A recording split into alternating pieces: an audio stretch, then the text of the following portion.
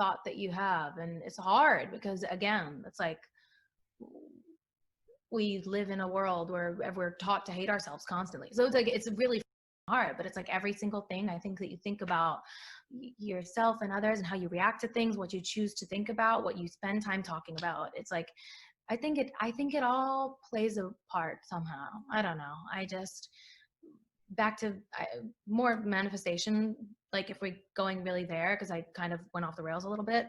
But my mom always taught me that if I want something, it can happen. Like it's absolutely possible, and to never act like it's not. And I think in a way that's kind of manifestation. It's like you think about it like it's already there, and it is. But I was taught that since I'm 4 years old. I was 4 years old and I called 411 to ask the lady who worked at the front desk at Universal, probably the theme park, probably not even the studio, if I could audition for all that, you know? And then I was on Nickelodeon. That was like my first, you know. Yes, yes, it is true. I do think it's real, because I think that that's how I'm here at all. I think my mom taught me that. Dude, I totally agree with you. What's a great thing to tell your 4-year-old is like, you can do anything you want, you know? And by the way, that hit me in my life at the age of 10, and it impacted my path even from that age.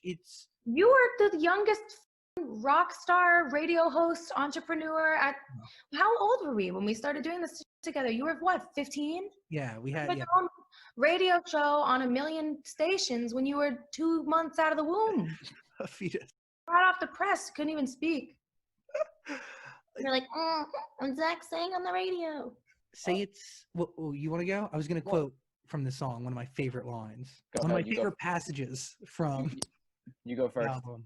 Say it's tricky at the top. Got to keep a slim ego for a thick wallet. Oh, bad. Losing friends left and right, but I just send them love and light. It is a realization that you need to be a kind person to achieve something. 100%. The minute you start being a tool, that plug is being pulled. Kindness. It might take a while. It might take a while, but you're pulling the plug on yourself. The minute you start treating people weird, the I don't know, the runners and the first ADs and the yelling at people, the minute your plug is getting loose and you're, you know, like pulling, yeah, it's not, you gotta be nice to people. You gotta be grateful. You can't see one achievement as a indication of anything. Like you can't accomplish anything and see that as like, I'm different and I can act different and I don't have to work as hard now. And no. It's a complete opposite. By the way, like that's a really valuable lesson that you don't actually learn until you're maybe put in a position.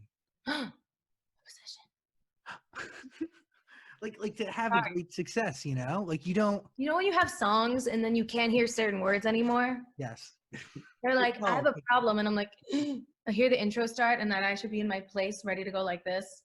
Like I have like trauma for all these songs. The Ty Dolla $ign collaboration is phenomenal. And by the way, it was the only song on the album that I was clearing my throat, not saying, yeah, it is. So thank you, I meant.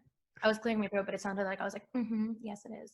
How does this collaboration with Ty Dolla $ign actually come to be? He walked in, but he just walked in and loved what he was hearing. And I was like, well, this is a perfect time and place for us to do something together. And I've always wanted to. I'm a big fan, and he's a great guy, and I've always wanted to. And so it just happened to work out. I think he just kind of sat down and loved what he was hearing and was like, let's do this together. And I was like, yeah, that's great.